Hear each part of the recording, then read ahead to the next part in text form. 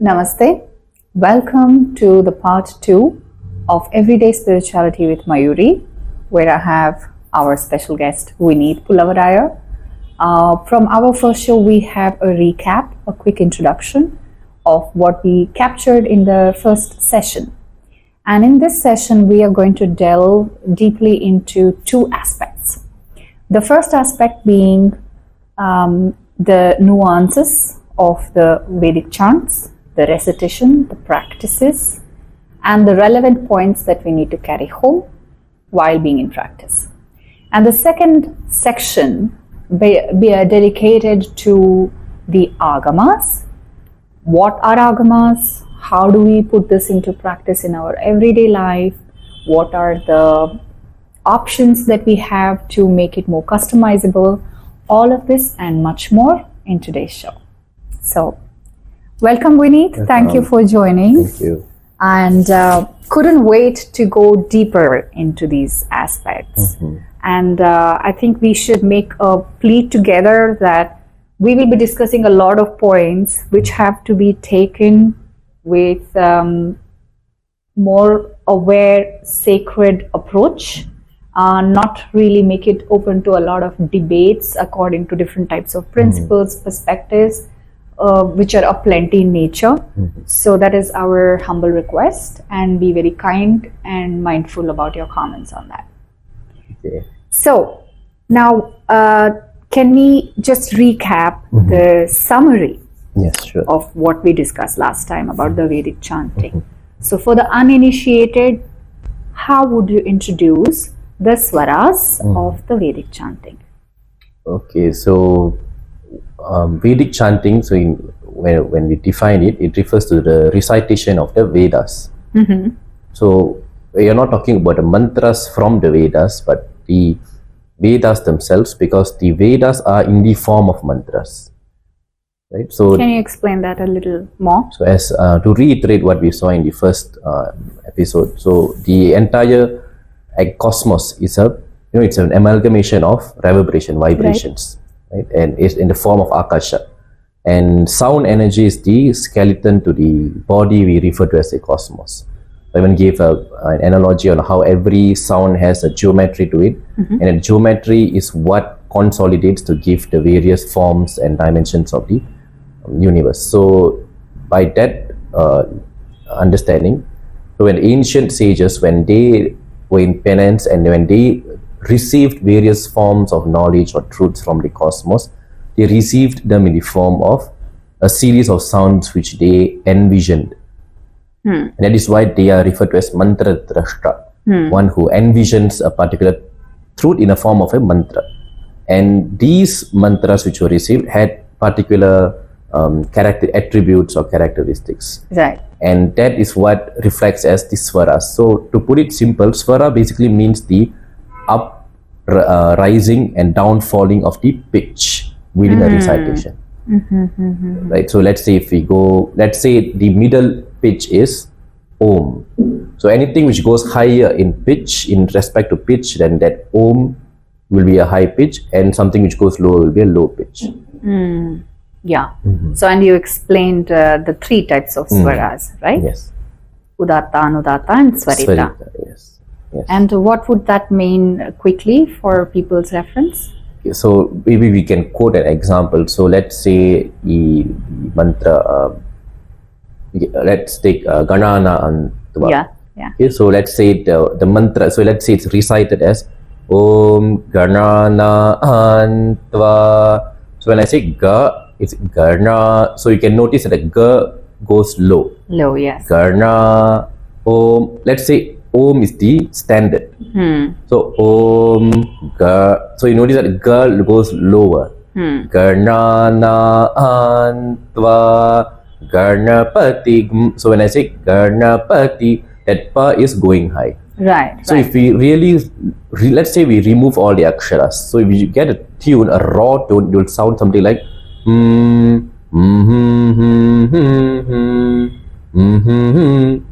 So that's the raw, that's the actual raw form of swaras. So the aksharas are basically codings, like code letters which represent these swaras.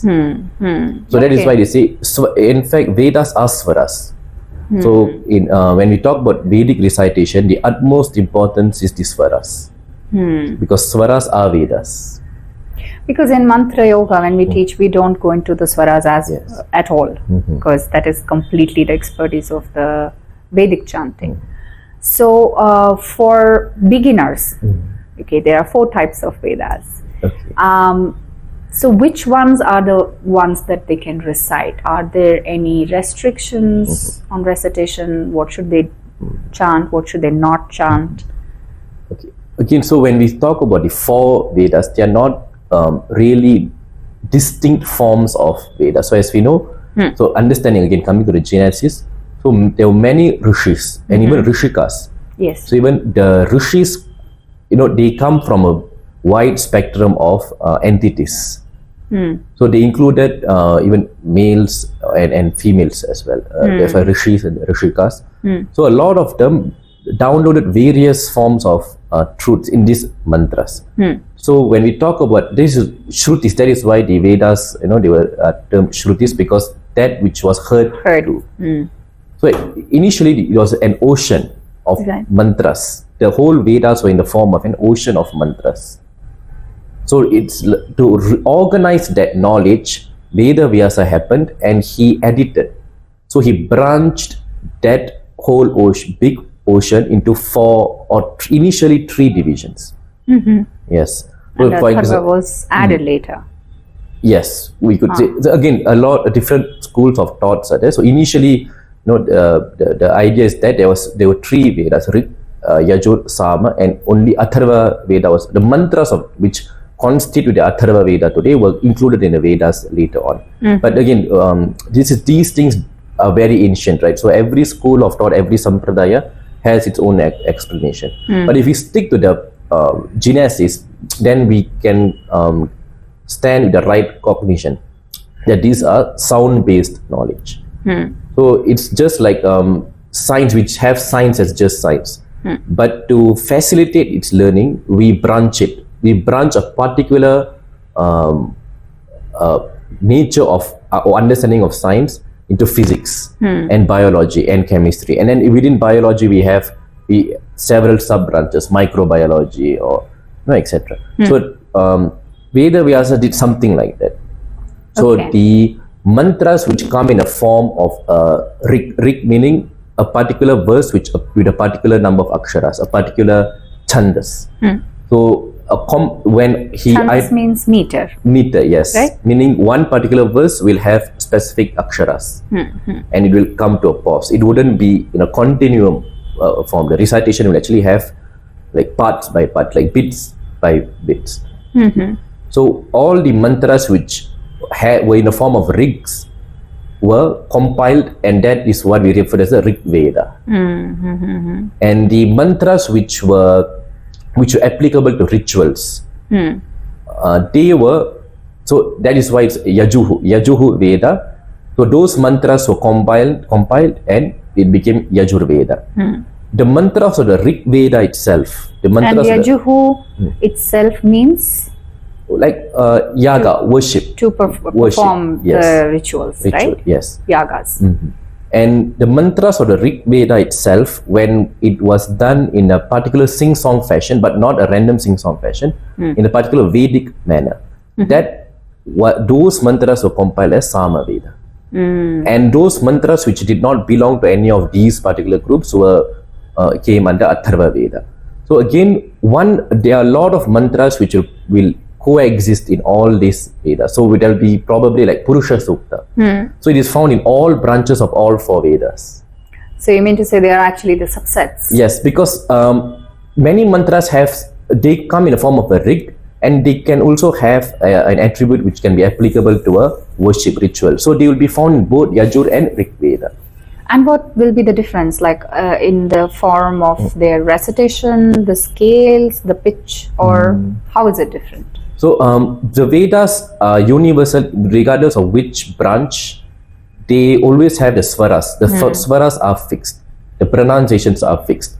But the style in which we use the swaras or intonate may vary slightly.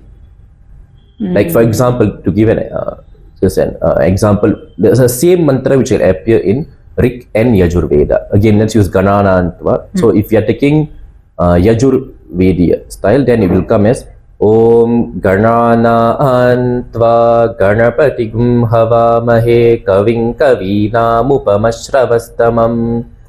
In Rig Veda, and Rig Veda itself, there are many styles. I see. There's Sringeri Patha, Kanchi Patha.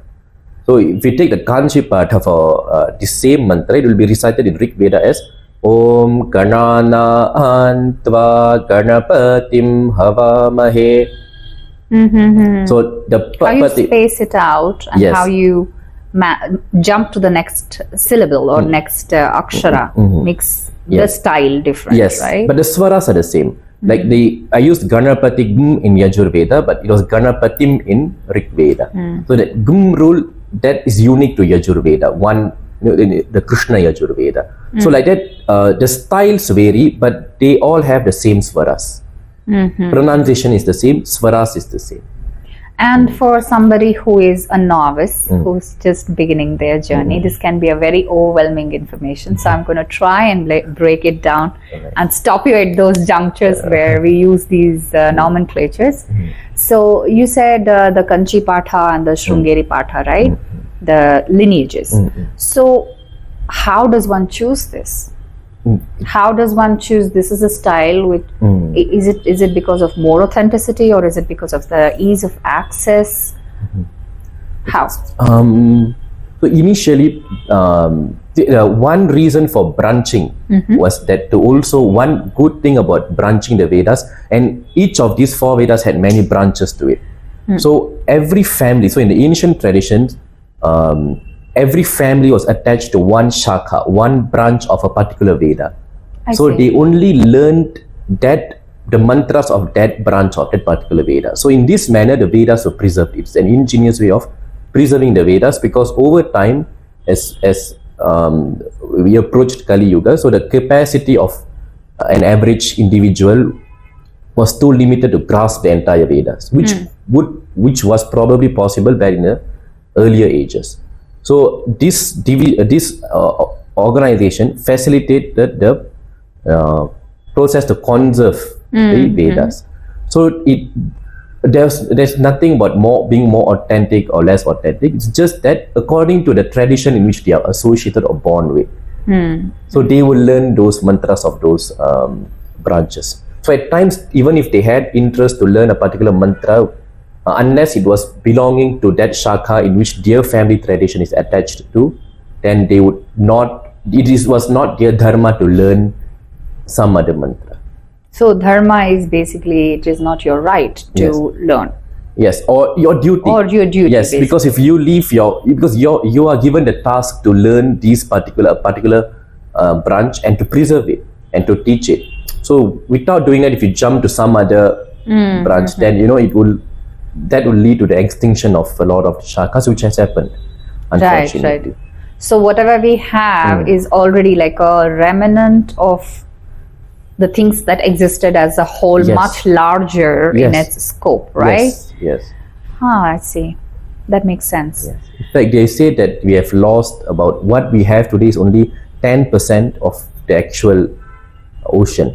And even in the Upanishads, initially they say that there were 1008, and today we only have 108. Right. So we have lost probably 90% of what was originally there. Yes. So in terms of the teaching or the learning aspect, are there any restrictions? Because the lineages can be very strict in terms of imparting this knowledge. Yes. I'm sure some of the schools are also changing their outlook towards this. So what is your personal opinion about it? Again, my personal opinion, right? So if someone is enrolling in a traditional Vedic school, then of course they would have their traditional process of initiation. But again, today there are a lot of Hindus who are interested to learn the Vedas because the exposure is now more evident.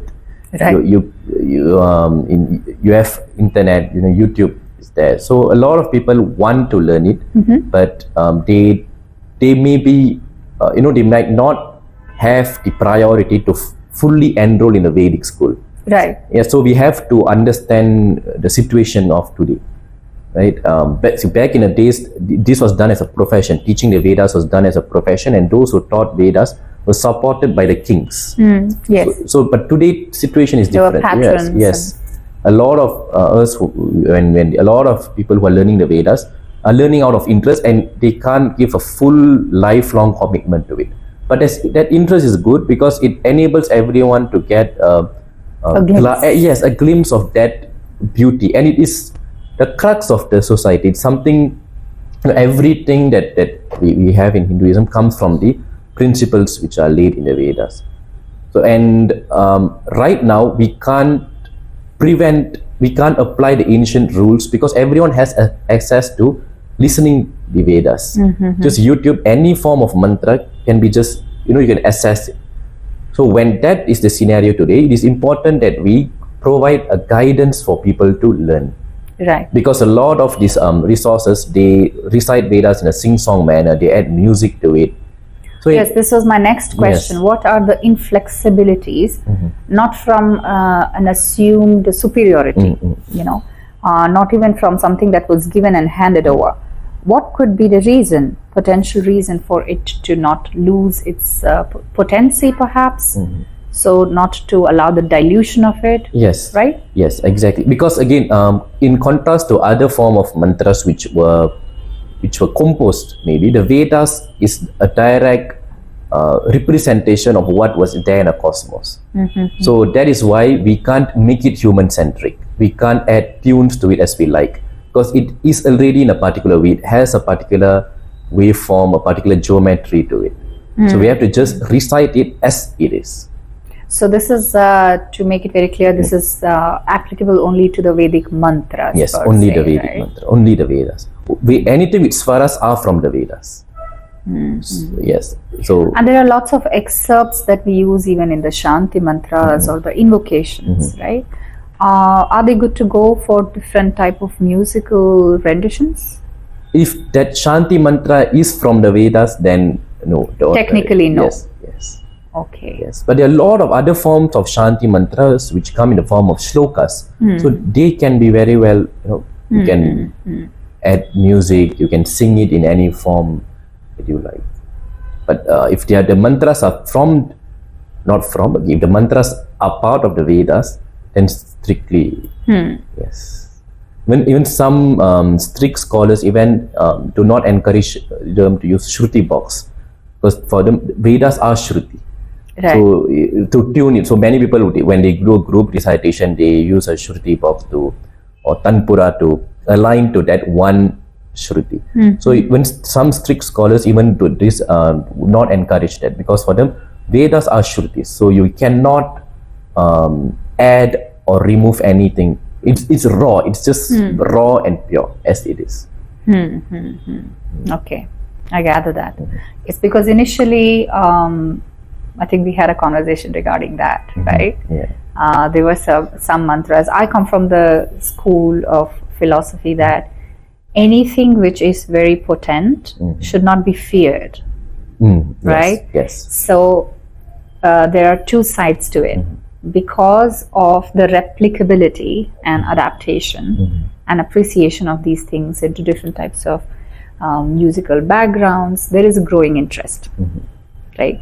But at the same time, we also run the risk of losing the authenticity, the origin of it. Exactly. Because everybody, there is no point where we can say this is it, and there are innumerable number of perspectives, right? No right or wrong. Yes. And that's a very thin blade with both the edges so sharp that in the process of being so diplomatically right, we may end up losing the essence of it and not be able to distinguish between what is real and what is actually a diluted version, right? Yes, exactly. And that is what is happening in the form of yoga and tantra.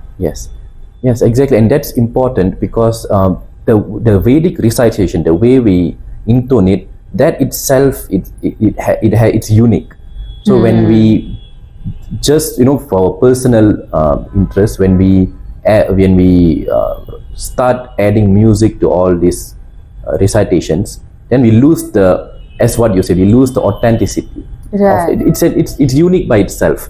If someone is really interested to sing mantras, there's an ocean of shlokas, sahasranama, ashtakas, which they can pick, and there's no swaras to it, there's no strict rules to it. We can do that. Yes. I mean, that opens us to another big set of questions regarding the musicality of it and the type of music, the type of vibration it creates. I'm going to park that for some time later. I'm going to come back and join another part of the restriction, which is, I would say, an inflexibility.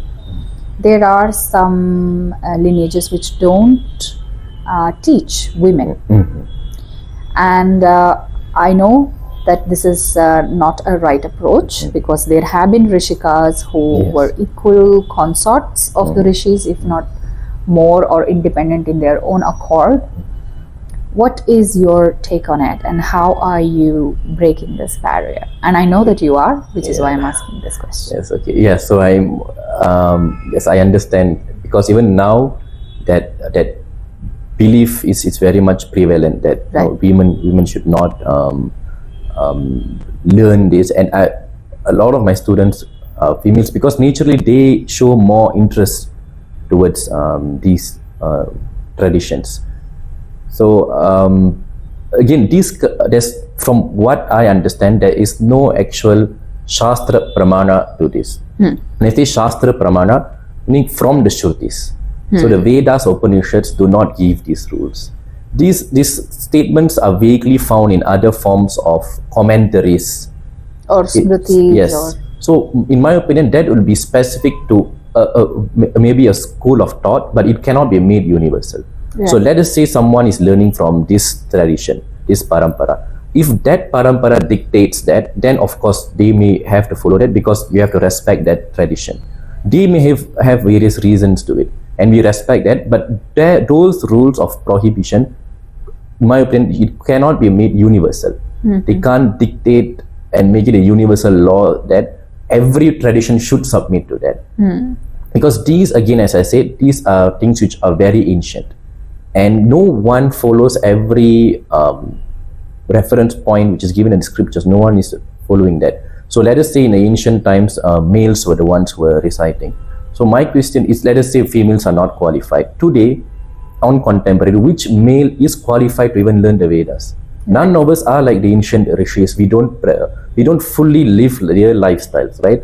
Yes. From the food we eat, from the occupation we do. It's not. So in that sense, if we want to prohibit females because some commentary exists in the ancient text, or some tradition quotes that, the same would apply to males, because the current males, it cannot be compared to the ancient ones. Yes. So the in current that, race itself on its own. Yes, and the males today would agree to it, the Vedic scholars would agree. So if we can compromise those things and still allow recitation and learning of the Vedas in respect to one particular gender, why can't we make it more accessible to women as well, when they can learn and create a wave out of it, a spiritual wave in it. Right. Yes, because again, there's no, as I say, there's no Shastra Pramana to it, and there are many Veda mantras which were downloaded or received by Rishikas. Right. For example, the Ratri Sukta, Devi Sukta, these were all received by females who were the Rishis. Right? So wow, very interesting. Yes, so it is almost like the rule dictates that even if when we say only, let us say someone says only males are allowed to recite it, but what you're reciting was revealed through a female. Right? So that's another point. And also there's no research evidence-based study stating that the recitation of the Vedas by women creates some negative impact. There's no study. A lot of them claim that it will affect the integrity of the uterus, it will give you thyroid malignancies, but there's no evidence to it. And I'm taking examples of many senior scholars who have been teaching women for the past 3 decades, and they claim, they stand as authorities stating that they have never seen any adverse effects. I have never seen adverse effects. I've seen tremendous potential, enormous positive effects. Right. So when there are a lot of females who want to learn, why would we want to restrict that? And right? Yes. And see, in my understanding, it's so inherently opposed to the quadrant of spirituality, which is all encompassing, right? The dichotomy of the Purusha and the Shakti, which is the masculine and the feminine that exists. It's for a purpose to create a certain type of a union and certain type of a life webbing through us, right? But it does not allow or disallow anybody to reach the source or acknowledge the source or be a part of it. How can some creation be less privileged? Yes, exactly. Whereas the cosmos itself has given the permission for it to bloom. Yes. So no subset species should be in the capacity of that power to say that you are included or you're not included. Yes, exactly. Right? So I think that is rightly mentioned by you, and that people are now creating a certain wave, and women are naturally more inquisitive about getting into the process of finding the true self, which is actually today's reality more than earlier reality. Earlier we used to have mumukshus going in search of the truth. This is actually a very amusing thought. What do you think about it? Do you think that nowadays spirituality is more sought after by women? Yes, definitely. My personal opinion, definitely. In comparison to males, it's almost like a ratio of 10 to 1. A lot of women, because in a way, Vedas, it's art. The whole universe, when we, the mantras themselves are the dynamics of the inner absolute reality, which is in the cosmos, which we refer as Shiva. So when it dances, that's what takes Shakti. form of Shakti. So in a way, Vedas are a manifestation of Shakti. So beautiful. Yes. So in a way, women learn it better, and they approach it in a very different manner. They genuinely enjoy the process of learning it, comparison to males. And discipline, an aspect of discipline or even dedication, it's always, in my opinion, what I have seen, women definitely shine out better. That's true. It's also in my experience, there are more women who are working on the self-growth. And I think that's even, Gita, I'm not sure of they say that women have 7 powers while males have 5 or something, right? Yeah, maybe. That's a good boost. Yes, there's something which is not and which enables women to, I don't know, they can very much tune in the dynamics of the Vedas. It works very differently. I think it's also the power of the creation, because of course there are 2 parts to a creation. There is a semen and there is an ovum, which comes together to make a new life, right? But I think it's the whole process where the nature has trusted women with the nurturing, the gestation and the delivery process. I think they are somewhere the creatrix of the universe itself. So how can they be so devoid of the creation that we are adulating? Or exactly. So now that brings to another interesting counterpart of it, which is, if there is more active participation by women, there is also a good decline in the number of men who are seeking this. That's also a very unhealthy proportion. So what do you think is happening? Is it because of the change of the yuga, or is it because it's just a cycle which is going to restore itself? Things were very much different in the past, right? So maybe even, I'm not sure the population, maybe the ratio itself, like the gender discrepancy itself, is different now. And probably the restrictions that women had back in the days is no longer present now, right? That's a valid point. Yes, because like even traditionally, women, as you said, they were caretakers. So they provided, they maintained, they sustained the family. There was a male who sought and probably did the duty which towards society, right? So now it's changing. Like, everyone, there's no, the role, the traditional idea of gender dharma is now being intermixed. So in that sense, I feel that we are starting to see more women who are involving in Vedas or exploring these things, because we are seeing it from the perspective of what was there in the past. Right. So we generally hear about male figures who were the giants of spirituality, who were the great sages. So maybe, as I said, maybe because the role, the freedom that women have is now different. Yeah, that makes the whole scope of observation Yes. also look different. Yes. It's not something wrong or right. It's just that the role women had in the past differed from what it is today. So when that opens up, there's more fluidity. Right. So a lot of women who want to explore these things can directly and openly explore such parts like Vedas or whatnot. Right. I think you're representing that section of the very few male population who is managing the practicality of doing what needs to be done in today's day and age. But at the same time, sticking to the roots is a very big inspiration for people to come back to their roots. So I think now we are going to come to the end of this session, and in our next session we will pick up on the agamas, the tantras as an extension of the Vedic practices. Yes, sure. Thank you so much, Vineet. Thank you so much. Lovely having you. Thank you so much.